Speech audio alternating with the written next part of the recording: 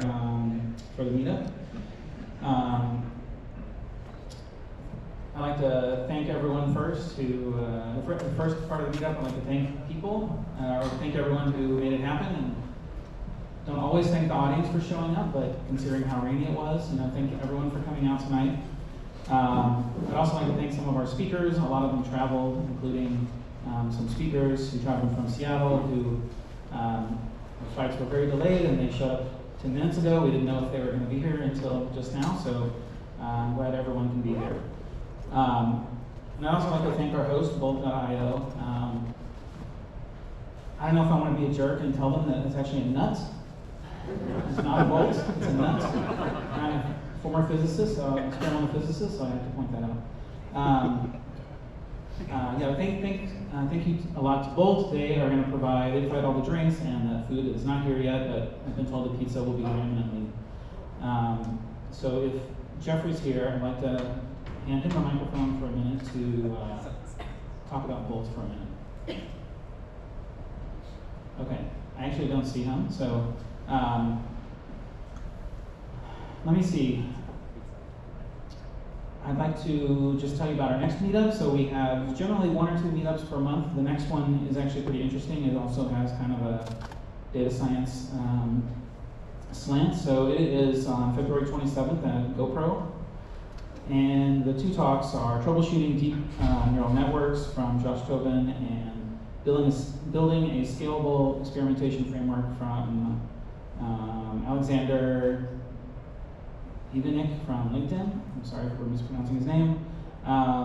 So that's an EV experimentation platform with that handles a large number of events. So is Jeffrey around?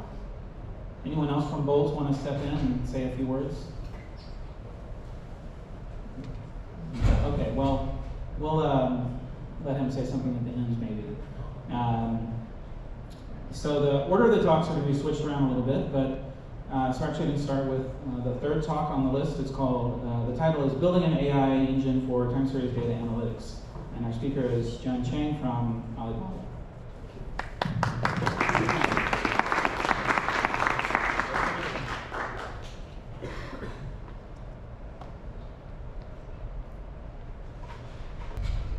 First, thank you so much for coming, and I know the food was not here yet, so just in case it came long the talk, feel free to just help yourself, grab something, you can listen to my talk while you are enjoying your pizza. So today I'm going to share some of our experiences in building actually a database that can support very large scale time series data management and analytics tasks. So my name is Jian Chang, so I'm a staff engineer and manager from Alibaba Group. So to just give a bit of the background on Alibaba for those who don't know, and actually it's most famous with an online e-commerce platform, but now the company span across many areas, retail, finance, entertainment, everything. And this picture was taken from last year's Double 11 shopping festival. So for those who don't know, it's actually a one-day sales event that happened on November 11th, when the biggest promotion was given on that particular day. So this photo was taken on the 2019 Double 11 event, and on the one day, so across the Alibaba platform, we actually generate 38 billion US dollar sales within 24 hours. So that will be like more than a billion package shipped, and just to put that into perspective, it's like the US Black Friday, Cyber Monday, Thanksgiving, everything combined, multiplied 2. So big scale. So as a global leader in both e-commerce and technology, we are not only interested in the old online shopping. Now we are driving a new trend called new retail, and the concept actually try to create user experiences that can unify both online and offline shopping and order behavior and data. And from actually a technology perspective, so the new retail model actually create a huge amount of spatial and temporal data. For example, your user behavior, all the logistic trajectories, all the transactions and everything. And just to give more intuition, so here is one of the store that we implement this model. It's a kind of supermarket called Hippo Fresh. So basically, it's a store and restaurant at the same time. So the customer, they can either shop in store, or they can either place their orders through a mobile app, and the store mostly offer fresh grocery, and you also provide some like dining if you want to eat inside the store, and the chef will cook the food for you. And this picture, for example, on the left corner is a kind of self-checkout machine that you can help yourself. So if you live within 3 miles of the store, you can place your order, and then people will package everything for you. So you can see there's a huge machine, like that's the kind of the back of the store. So they will handle the logistic and deliver package and everything, and deliver it to you within 30 minutes. So to make all these things happen, actually we built a lot of systems that help with all the tracking and everything. You can think about all the mobile internet, smartphone, POS, ERP, a lot of like IoT smart devices to facilitate the entire process. And it just turned out that for the majority of information that we collect, turn out to be time series data. And actually there is a very famous research firm called IDC. It actually forecast that by the year 2022, the entire global data sphere will grow to 160 zettabyte, and then 1 zettabyte is 1 trillion gigabyte, and the majority of the data will be time series data contributed from IoT devices. So it's very intuitive. As long as you have some data point that associated with some timestamp, and you have time series data, right? So although I try to motivate the talk by using a retail example, but you can understand the time series everywhere, finance, healthcare. So I think it's have a much broader applicability than just the retail that we are mostly interested in. So this is kind of the agenda. So I will first very quickly go through the foundation of if you want to do any fancy analysis, is the database part. So it turns out that we need to handle a lot of technical challenge to store the scale of data we are talking about. And then I will briefly talk about how we try to integrate all the AI, BI, whatever analytical capability we want to have into the database. And of course, I try to leave a few minutes at the end to answer any questions that you might have. So it's same here. As long as I mentioned, as long as you have such a time dimension and your data dimension, you have a time series data, and they have a lot of different properties. You can evaluate. You can sometimes it can be like your transaction data that's like seconds level, and if you are talking about some really precise sensors, and they might be able to generate time series data at a nanosecond scale. So it will generate a huge amount of data within a very short period of time. And as you know that like the streaming processing is one of the very permanent data processing model, and the time series just kind of fit that model very, very well. And this is a kind of very concrete kind of the scale we are kind of dealing with just within Alibaba ourselves. For example, just even within one day we need to handle petabytes, hundreds of terabytes, almost 1 petabyte of data generated from all the different services across our ecosystem. And you can see year over year it kind of also increase very rapidly. So we do need some very efficient and reliable database solution just for time series data itself. And for those who are not in this field, actually, if you look into the technology landscape, like a database specialized for time series called the TSDB time series database, it actually have a history of almost 2 decades. So go back to 1990 something. And there are actually many products being evolved, many technologies being proposed along the way. And although you have so many technology and everything, the thing is actually different technology. They are mostly designed for different type of time series access pattern. And for us, we are handling some our own application scenario as well. So, but over the years, we can see we do borrow a lot of this kind of very good design choice from the previous products and exploration technologies to make our own product to a kind of higher level of maturity. So actually, I think one of the very distinct kind of a design requirement for our system is that the database system need to operate, we call it in dual mode, meaning that you need to handle both the edge computing requirement, and we also need to have a very strong cloud service to handle all the have a centralized place to handle the volume I was talking about. And as I mentioned, in many scenarios, we have these many edge devices to collect time series data. For example, we have all these delivery people. They ride their kind of bicycle, and we have a lot of sensor on the bicycle and on their smartphone to track them in real time. And for those edge devices, they you can think about that. We need to implement a very different engineering principle for them, because they have very constrained computing and storage resources versus if we have cloud, we have much richer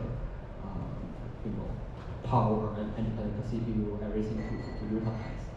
So we use the edge system to collect their local data, store them, and sometimes they also need to interact with the user. And those edge devices, they collect data and all report to the centralized cloud system to give kind of global view of the picture. So this is kind of more like a detailed look of what's the kind of TSDB edge system look like. So basically, for each edge deployment, if possible, we will have like a 2-node backup system. Because the physical environment can be challenging, and sometimes the data is more valuable than the device. So we try to as much as possible have such a high available kind of scheme. Basically, the user can most of the time they will interact with one of the nodes in this 2-node design schema, and the 2 nodes themselves talk to each other, and they synchronize their logs and everything through like a high-level client and server protocol. And as I mentioned, because one of the challenges is that those edge nodes, they also have very limited storage space. So we need to develop some highly efficient compression algorithm just for those devices to handle very large volume of time series data basically flow through this link. And this is try to show you like actually for time series data, due to its very special characteristic, compression usually works really well. And actually, if you look into the research literature, there's a very famous paper from Facebook called Gorilla. It's a time series database, and also they propose a lot of very nice compression properties for storing time series data. And then we kind of build up that and further tweak the algorithm and implement a lot of more tricks. So as a result, actually one can achieve sometimes for our scenario even 60% higher compression ratio than the Gorilla algorithm. Here I just try to show a little bit of comparison graph. So it has become very critical for those edge nodes to operate. And actually, on the cloud side, this picture tries to show the kind of the overall architecture of all the cloud, our TSDB cloud system, those components, and the whole thing, sit on top of our Ali cloud, infrastructure. We have an ICE underlying, and we have a core system that handle all the storage and the indexing. And we have a very special query engine that handle all the user query, and the computing engine to execute some complex computation tasks. for example, like aggregation and things like that. And for the AI BI capability, we also have a separate called the intelligent engine to provide such a functionality to the user. So actually, many of our kind of use case actually involve either is talking with this kind of very autonomous component in the system. It just generate or consume time series data without much human intervention. For example, as mentioned, like you can have the robot running in restaurants, things like that. And for those scenarios, we actually provide them a RESTful API to interact and communicate between those systems. And on the other hand, we also have a lot of actually like analysts and end user human. They want to query our system. For example, they want to build all this monitoring analytical system. So they will even make a decision using all this information. So for those cases, we actually provide a very standard SQL interface. So it's much easier for those analysts to utilize the product instead of writing any program. And because you have SQL, and for most of our case, those BI people, they mostly utilize some off-the-shelf visualization or BI toolkit, just hook with the SQL interface and do their analysis. So another thing I would like to mention is that it's well known that GPU is very useful, is very powerful to accelerating all the learning, model training, serving, things like that. And it turned out that actually in the time series scenario, one can also leverage the power of CPU for all this query.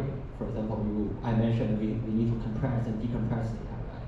And sometimes time series involve do the downsampling or do a lot of aggregation, min-max, sliding window, this kind of operation.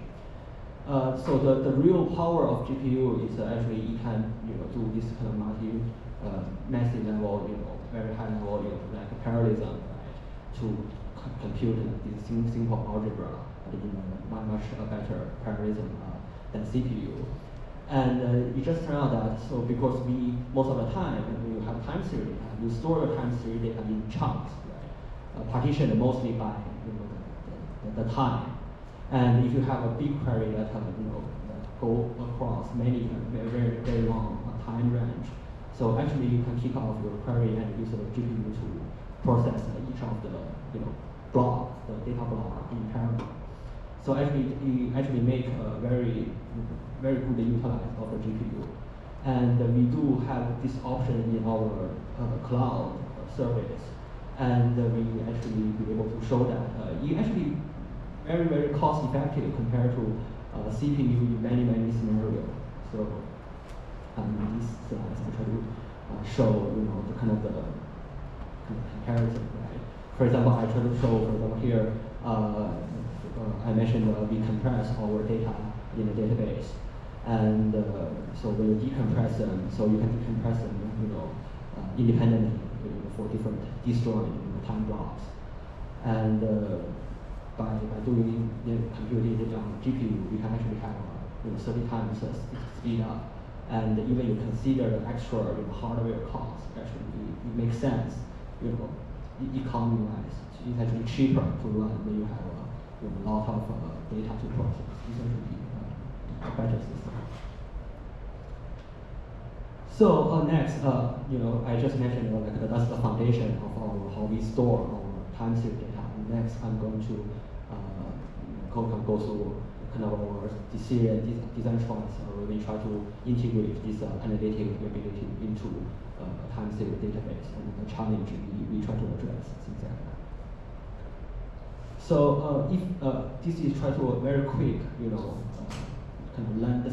technology landscape slides. We all know that now we have so many tools for AI, BI analytics. They are at a different level. You have this basic tool or the basic libraries, right?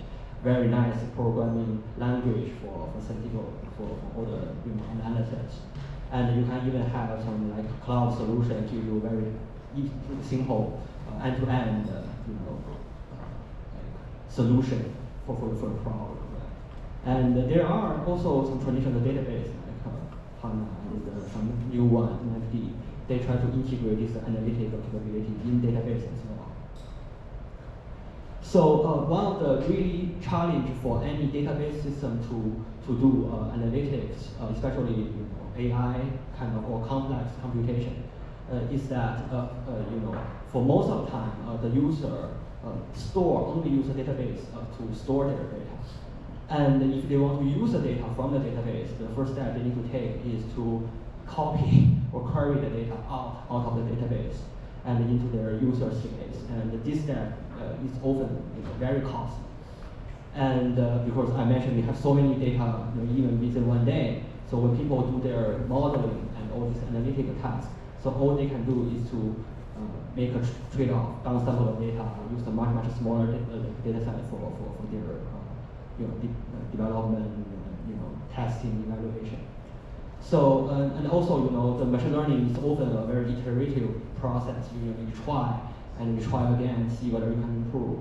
And to close the loop, the user not only need to have their results, sometimes they need to store the result back to the database again to close the loop. It's also very painful.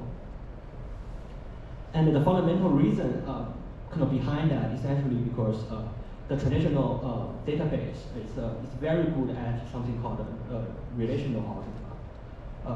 Just put into kind of some simple term. It's just, for example, if you are joining tables or selecting certain element from the table, applying a filter, those are considered as a kind of relational algebra operation. So the entire database is optimizer, is a query engine, kind of specially designed to support all these operations. But for most of the modern analytic tasks, that's mostly linear algebra, like matrix multiplication, things like that, right? And those capabilities often missing. And the other thing is, now we have so many good libraries, right, of doing all these analytical tasks.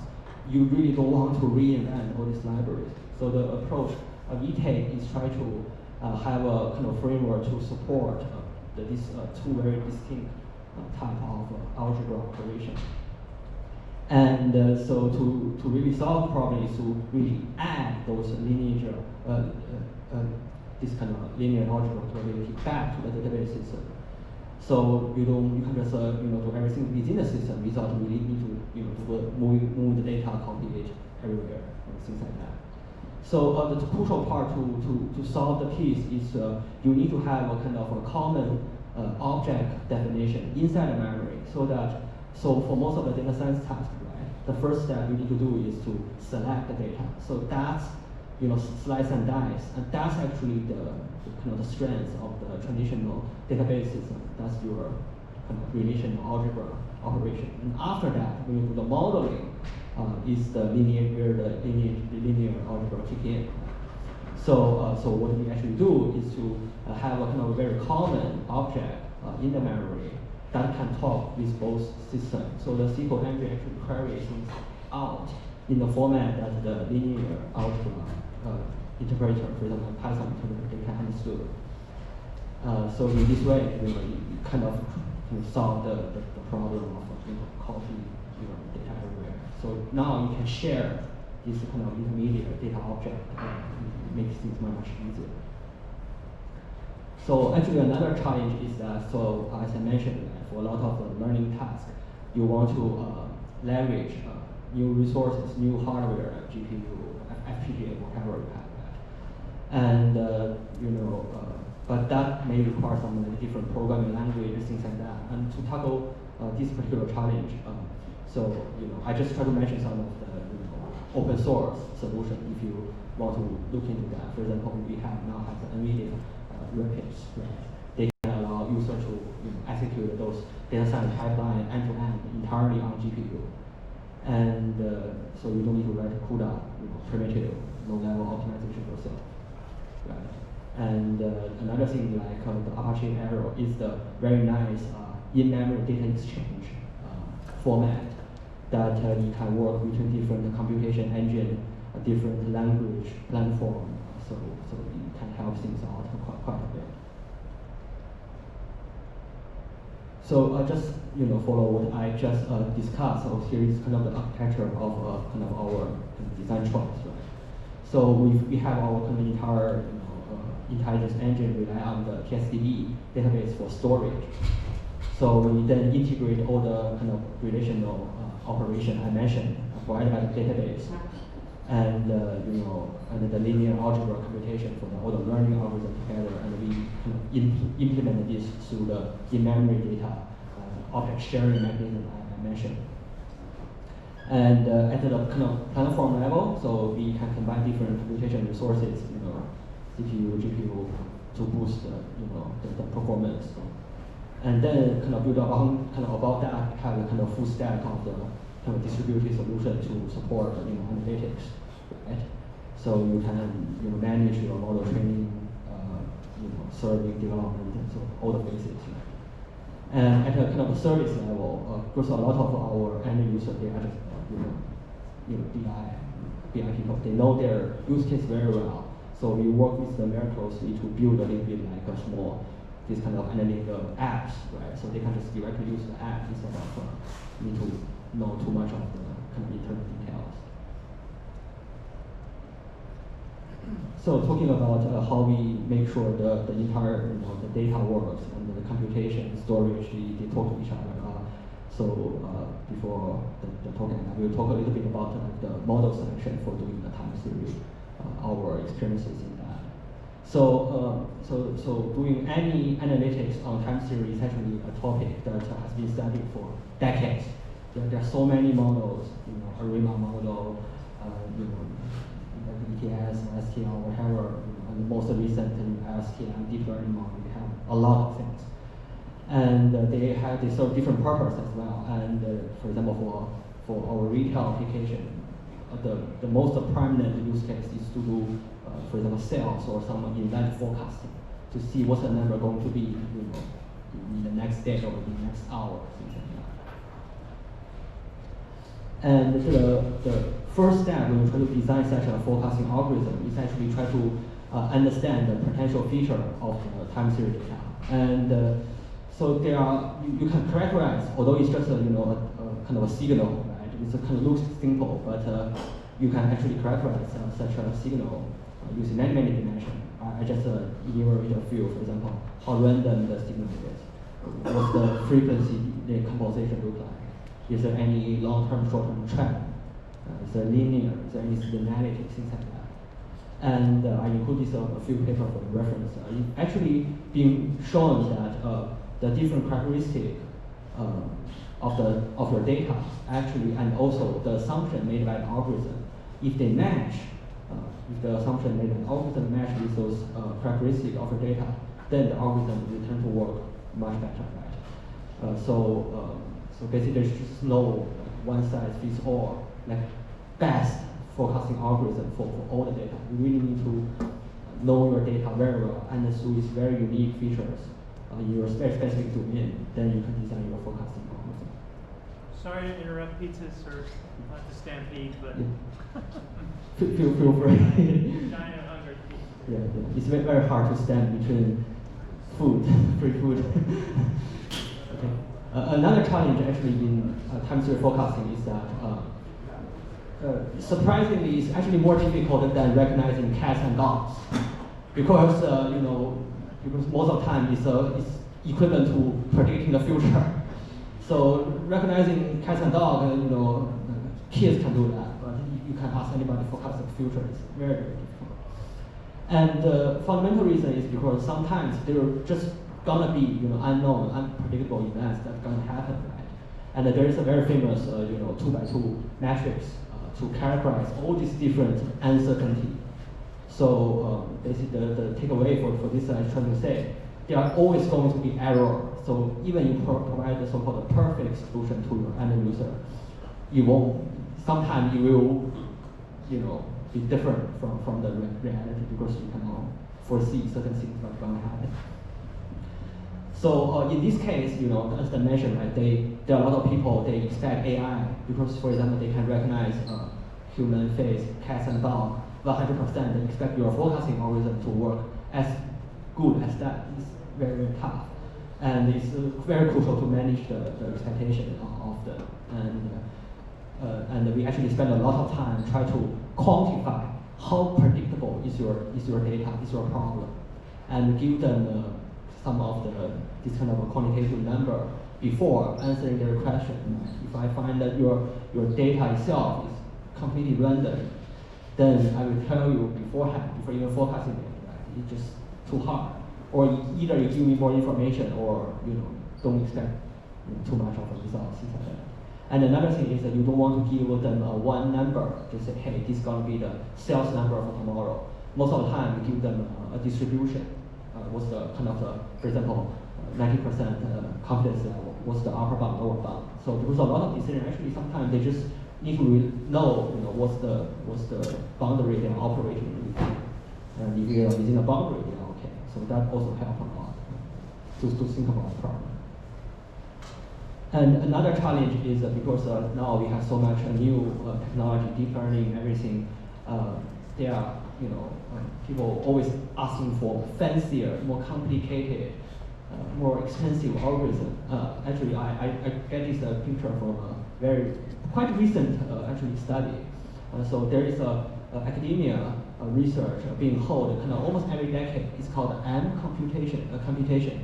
If you heard about that, for time series.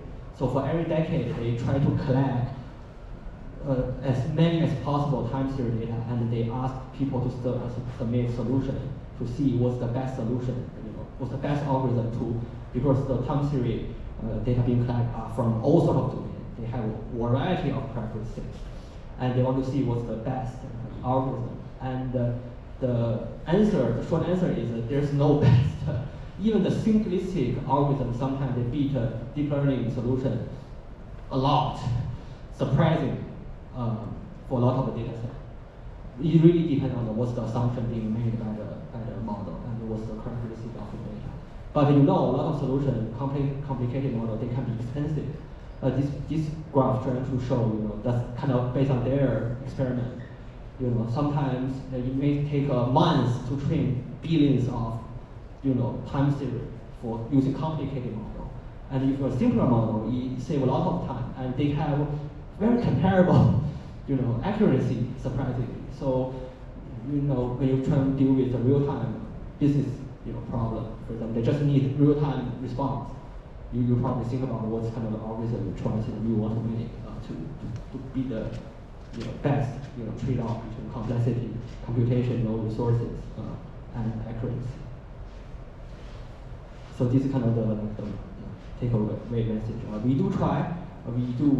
So to design our algorithm, we look into our data very carefully, and we try to take advantage of these characteristics as much as possible. And it just turned out to be better than a lot of the famous algorithm for deep learning solutions for our case.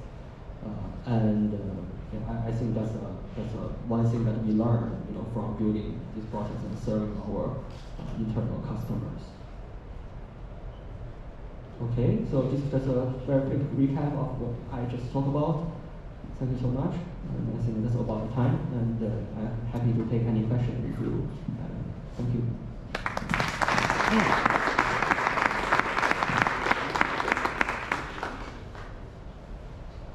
Any question?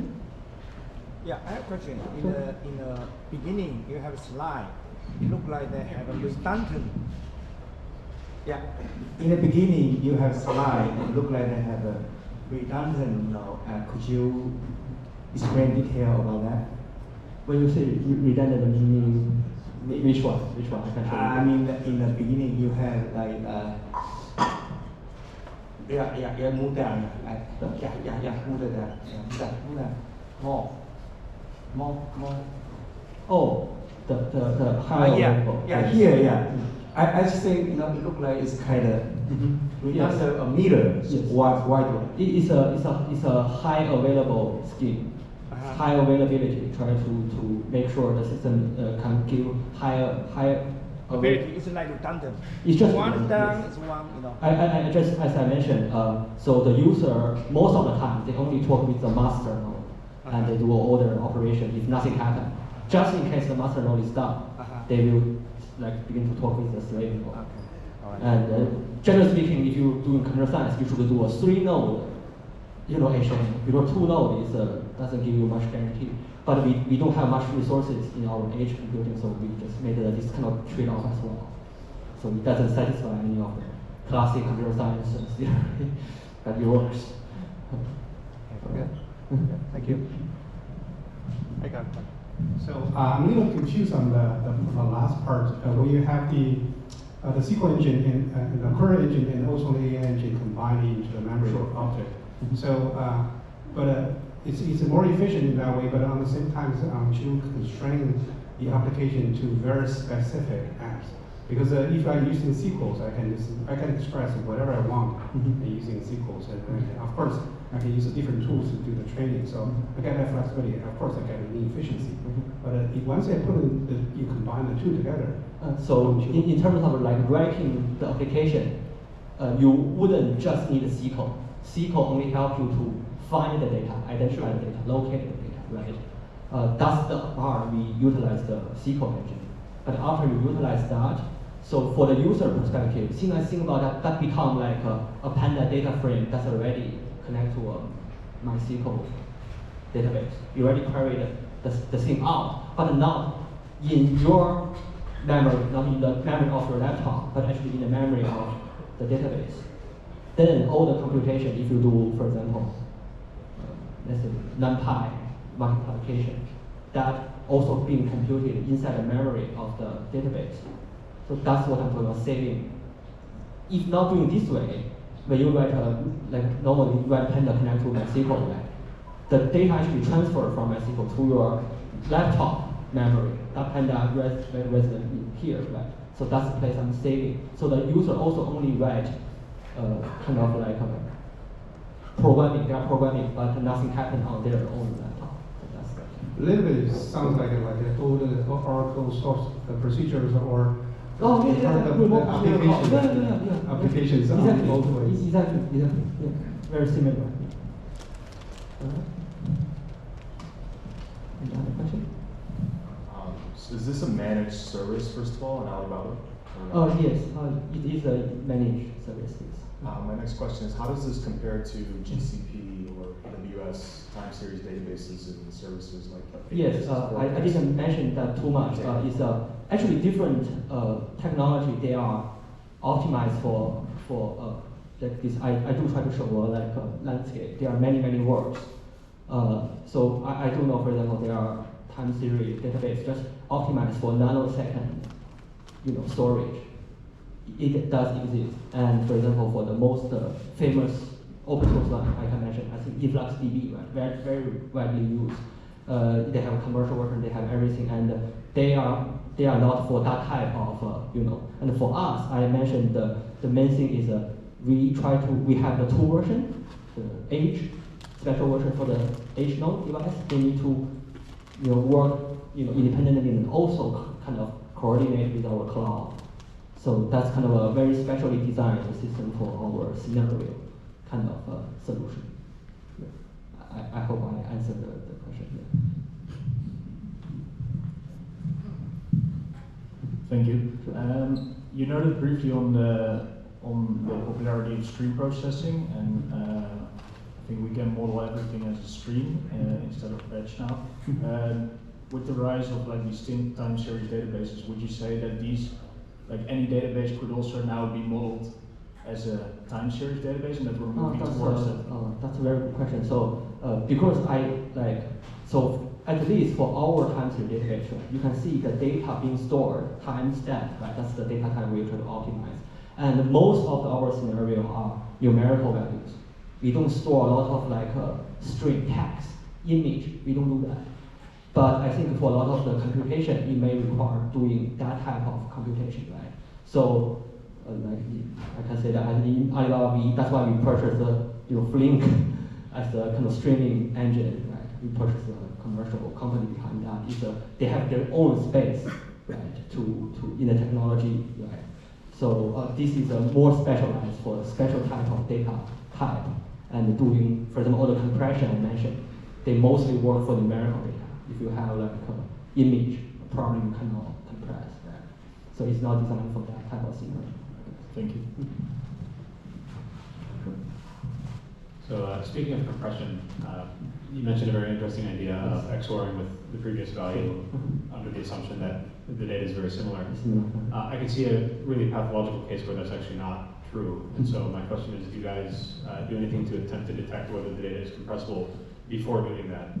Or Yes. is it above the data sometimes? Not that fancy. So actually, because as I mentioned, so it worked most of the time, but we didn't do that fancy because we want to save. So the thing mostly compression is done on the edge node.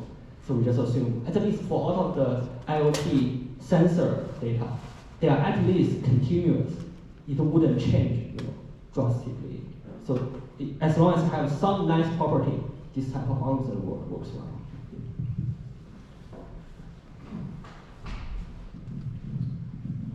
Maybe one more question?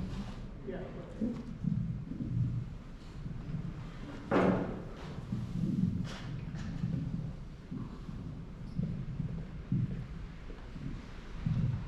Yeah, thank you, Mr. Chang.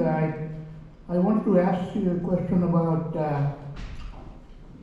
the Alibaba did $38 billion one day, one day sales. Yes. Now, there's the Alibaba cloud, and there are some lot of clouds which are like Amazon cloud, we got Google cloud, and a lot of other clouds, private clouds, commercial clouds, public clouds, confidential clouds. I was wondering if you were to make an interface between different clouds, like most of the clouds here use Kubernetes, Docker, images. Does it have to change the basic infrastructure of our devices we use in the United States? Or is it you have to have Alibaba as a separate cloud than American clouds? So what's the question? The question is, are there parallel technologies between the two, or are they in conflict?